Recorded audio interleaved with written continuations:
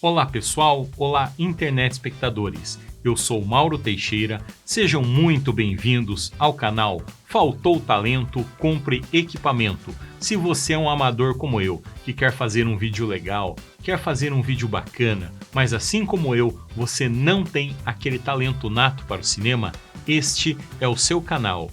No vídeo de hoje eu vou mostrar para vocês a Sony Alpha 7R5. Antes de tudo, eu preciso dizer que esta é uma câmera de uso pessoal, que foi comprada com recursos próprios, e essas são as minhas opiniões, as opiniões de um amador. A Sony não me pagou nada para fazer esse vídeo. Dito isso, vamos lá. A Sony Alpha 7R5 tem o mesmo sensor da 7R4, em um corpo da 7 IV, mas com uma vontade de ser Alpha 1. Ela tem um novo mecanismo de inclinação e inversão da tela. É o melhor que eu já vi. Isso faz com que o resto das minhas câmeras pareçam obsoletas e muito limitadas. Ela é totalmente articulado, pode se afastar facilmente do corpo da câmera, ajudando muito na dissipação do calor. Eu espero que todas as futuras câmeras da Sony usem isso. O resto do corpo, como eu disse, parece idêntico ao da A7 IV, exceto que ela tem uma porta de sincronização do flash ao lado da porta HDMI, que é de tamanho normal. Mas assim como a A7 IV, esta câmera também tem todas as novidades. Ela tem um botão na parte superior de foto, vídeo e SQ. O novo menu com foco, mapa de foco, streaming fácil em 1080 60 frames por segundo por USB-C, padrão de cores de 10 bits, S-Cinetone e um novo menu favoritos também presente na FX30. Os elementos de exibição na tela estão melhor enquadrados. Um exemplo é a vida útil da bateria, sempre muito bem visível. Ela vem com um protetor do sensor do obturador, que vimos em alguns novos modelos da Sony. A Alpha 7R5 tem basicamente tudo que a Sony colocou em suas diferentes câmeras nos últimos 2 anos. O sensor tem 61 megapixels, assim como o anterior Alpha 7R4, mas com um novo sistema de foco automático e IBIS melhorado.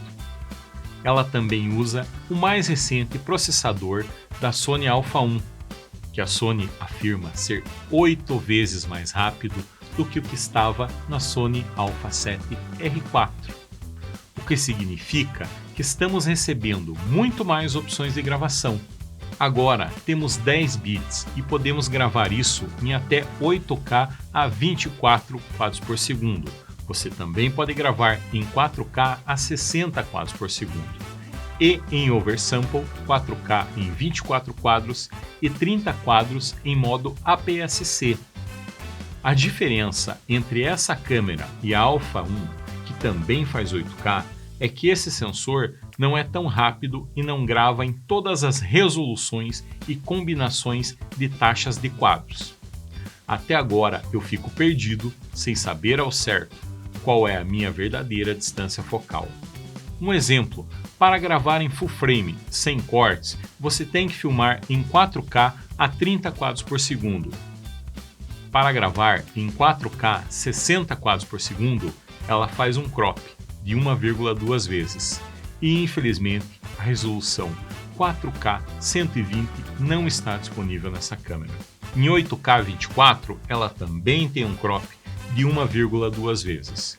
Em APS-C, o crop é de 1,5 vezes até 30 quadros por segundo e não há APS-C 60 frames por segundo disponíveis nesta câmera. Então, usar ela requer um pouco de trabalho para acompanhar tudo.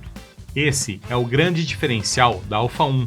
Você pode simplesmente gravar todos os modos do sensor sem crop, até 8K 30 e 4K 120.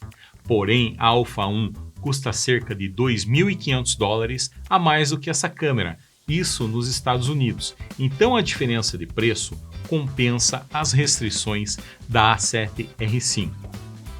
Agora vamos falar da bateria. A Sony Alpha 7R5 utiliza a bateria FZ100. Quando fiz os testes, a temperatura era de 25 graus. Em 8K, eu gravei 1 hora e 28 minutos, sem aviso de superaquecimento, mas a câmera estava extremamente quente.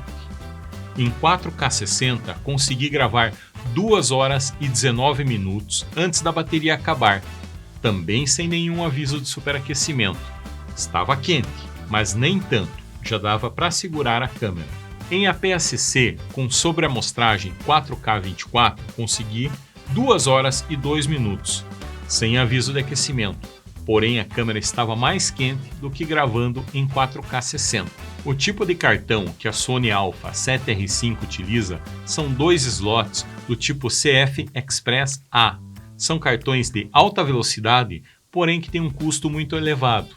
A gravação é em H265, agora temos 10 bits. Podemos gravar com segurança em S-Log3 e a gravação em 8K permite capturarmos um ruído mais fino, o que é mais fácil de esconder e menos perceptível. Falando de ISO, o segundo ISO nativo fica em 2500. Possui um padrão máximo de ISO de 32.000. Eu achei utilizável mesmo em ISO 12800 e eu evitaria passar disso quando possível.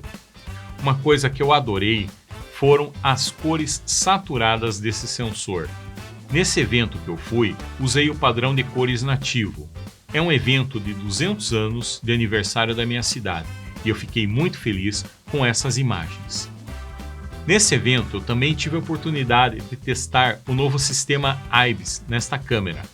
A Sony diz ter 8 pontos de estabilização de imagem só com o corpo, o que é bastante alto, considerando que geralmente você precisa combiná-lo com algum tipo de lente para atingir esses números. Eu fui capaz de segurar facilmente a lente 28-135 f4 OSS colocando a câmera em modo ativo, sem o uso de um tripé. No entanto, quando se trata da câmera andando, não vi grande diferença em relação aos modelos anteriores. Quando eu ando normal, as passadas ficam ainda bastante perceptíveis no quadro, não fica fluido, então meu conselho seria usar um gimbal. Eu uso um Ronin SC2 da DJI. Com ele você pode confiar no IBIS. Um pequeno lembrete, o modo de estabilização ativo não está disponível em 8K. Nesse modo, você precisa ter a estabilização padrão, que faz a diferença, mas não muito sentido em um tripé. Rolling Shutter. No geral, eu não gostei dos movimentos de gelatina em 8K. Dá para ver a distorção inteira acontecendo. Em 4K Full Frame, não achei tão ruim. Um destaque ao rastreamento ocular, ele fica muito bem travado no olho o tempo inteiro. Agora, esta câmera tem outros modos de foco automático além do rastreamento ocular. Uma grande parte da mídia sobre este produto foi gasto falando sobre as melhorias no foco automático nesta câmera. Eles adicionaram esta nova unidade de processamento de inteligência artificial para que a câmera vá aprendendo, como diz a Sony, melhorando drasticamente o reconhecimento do assunto. No briefing, eles estavam mostrando como ele pode entender o ser humano, como ele posa e reconhece os olhos, ouvidos, narizes, pescoço, ombros, cotovelos, pulsos, quadris, joelhos e tornozelos. Isso ajuda na estimativa da pose e tenta prever o movimento do ser humano. O que notei ao usar a câmera é que tinha muito mais opções de caixa de rastreamento quando direcionado a pessoas e poderia se mover rapidamente. Quando o assunto se afasta da câmera ou vira, aparece uma caixa nas costas ou atrás da cabeça. Ela tenta prever onde os olhos estariam pela parte de trás da cabeça, e isso eu achei muito legal. Eles também adicionaram mais assuntos que a câmera pode detectar, além do humano, animal, pássaro e animal, que permite fazer combinações ao mesmo tempo. Você pode definir a prioridade e a preferência entre os dois. E o rastreamento de animais não são mais apenas para animais de estimação, mas basicamente qualquer tipo de animal. Isso pode dizer a diferença entre a cabeça de um animal, o corpo e o olho. Eu ainda não consegui testar todos os modos. Testei o modo avião, que funcionou muito bem, inclusive em um helicóptero. Eles também adicionaram vários modos de rastreamento, que aparentemente podem distinguir um carro do outro, acompanhar a frente do seu carro como se tivesse um rosto. Em vários momentos, achei esse sistema de foco um pouco ocupado, às vezes frenético e ocasionalmente desesperador e afobado. Quando eu estava fazendo isso, seguindo os objetos para testar o IBIS, havia muitas caixas se movimentando na tela. Isso me deixou preocupado, com dúvida se o meu foco iria ou não ser perdido em constantes mudanças de profundidade. Felizmente, quando revi a filmagem, estava tudo ok. Eu estava muito preocupado com isso, que cheguei até ficar distraído. Talvez eu só precise me acostumar e praticar um pouco mais. Ou um novo update de firmware ajuste o sistema, portanto não se preocupe. Como a Sony Alpha 7R5 é uma câmera híbrida, ela também tira fotos. São 61 megapixels em full frame e 22 em APS-C, um monstro da fotografia.